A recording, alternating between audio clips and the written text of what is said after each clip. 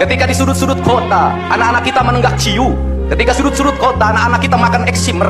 Ketika di sudut-sudut kota, anak-anak kita makan minuman oplosan. Mereka jatuh tersungkur, matanya merah penuh dengan rasa emosi, pulang ngamuk ke orang tuanya. Kita hanya bisa diam.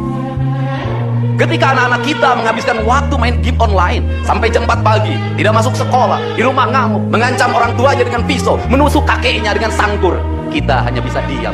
Proses kita hanya dua, pidana dan penjarakan dalam penjara anak. Tetapi kita tidak pernah menyadari seluruh lorong-lorong kegelisahan mereka, seluruh hiruk-pikuk jalanan tak membuat mereka nyaman. Sudut-sudut rumah menjadi neraka bagi kehidupan mereka. Lapangan-lapangan bola tergusur menjadi industri perumahan pemukiman dan pertokoan. Mereka kehilangan tempat bermain.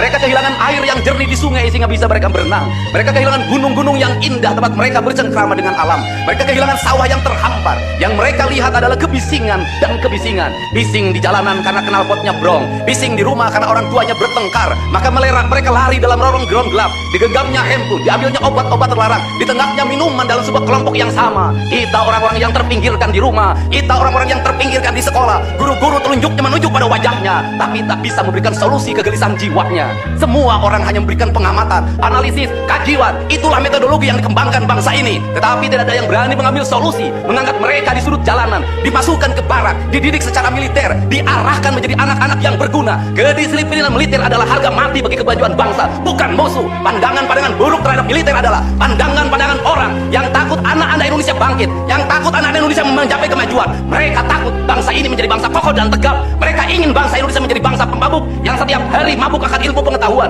yang setiap hari bertengkar di TV, yang setiap hari bertengkar di medsos, sementara hamparan kekayaan alam diambil sama mereka. Janganlah kita menjadi antek dari bangsa lain, memporak-porandakan diri sendiri dan bangsanya dengan alasan pengetahuan, dengan alasan hak asasi manusia. Anak membawa motor di bawah umur adalah pelanggaran hak anak. Kapan kita bertindak? Dan selama ini kita membiarkan. Anak-anak nonton film tanpa didampingi oleh orang tua, itu adalah pelanggaran anak, dan kita tidak pernah bertindak. Anak-anak di bawah umur merokok, minum minuman keras, itu adalah pelanggaran hak anak. Semuanya kita berdiam. Anak-anak main game online, nonton tayangan-tayangan dewasa lewat media sosial, kita berdiam. Negeri ini akan hancur manakala semua orang berdiam. Maka orang yang memegang kekuasaan harus menggunakan tangannya untuk merubah seluruh kemunkaran ini menjadi sebuah kebajikan.